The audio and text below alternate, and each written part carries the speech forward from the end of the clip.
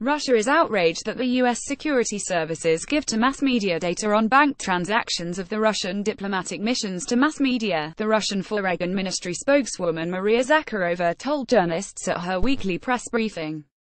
The U.S. security services giving to the media data on banking transactions of the Russian diplomatic missions, not only in the United States, but around the world, Zakharova said.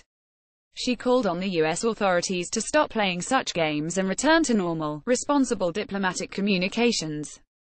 Earlier this week, the BuzzFeed portal reported that the Federal Bureau of Investigation was scrutinizing more than 60 money transfers of the Russian Foreign Ministry to the country's embassies, with a note saying that the funds were to be used to finance election campaign of 2016. Moscow has also called on the U.S. authorities to stop exerting pressure on the Russian diplomatic missions in the U.S. On media law, Russia's new foreign agent law for media became a forced response to repressive measures against Russian media, primarily RT, Maria Zakharova said.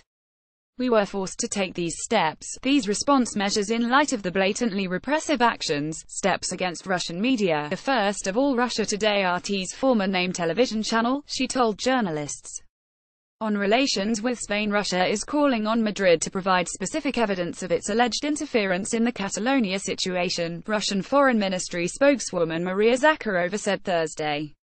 Read more claims Russia interfering in Catalan, UK affairs hysteria, Lavrov. It would be preferable if our Spanish colleagues started being responsible for their words and provided specific facts, she told a briefing, adding that such accusations were damaging for the Russia-Spain relations. On situation in Syria, Russia is surprised by the claims made by Defense Secretary Jim Mattis that the United States is in Syria with the permission of the United Nations. Washington does not have such mandate, Russian Foreign Ministry spokeswoman Maria Zakharova said Thursday.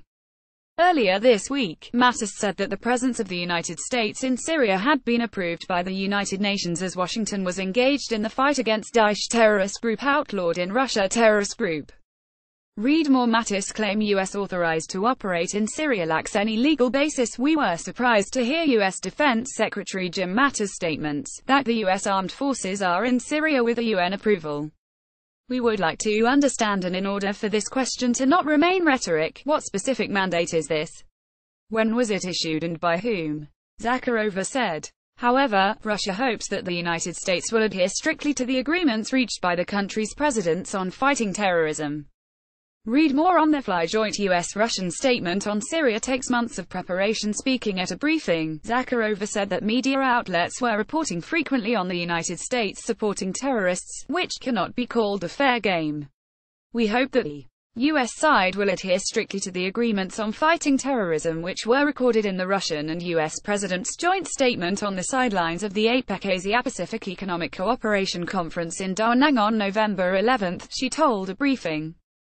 On situation in Afghanistan, Russian Foreign Ministry spokeswoman Maria Zakharova drew attention to media reports saying that U.S. and NATO forces deployed in Afghanistan support the Islamic State terrorist group is banned in Russia and the country, adding that Russia calls for an investigation.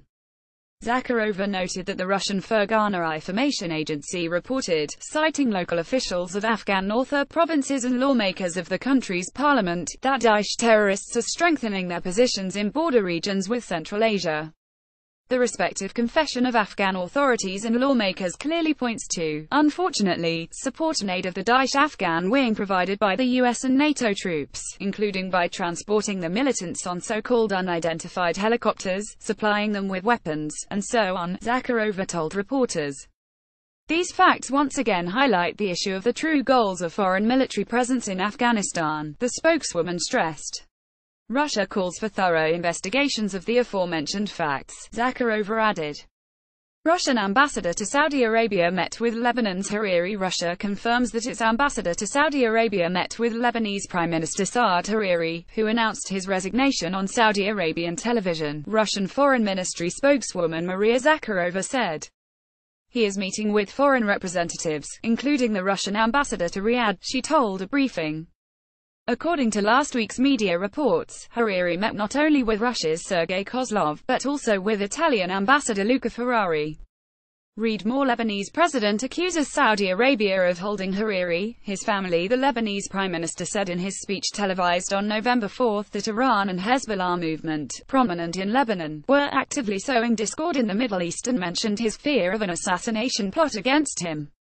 Lebanese President Michel Aoun has demanded that Saudi Arabia explain why the prime minister has not returned to Lebanon to hand in his resignation in person.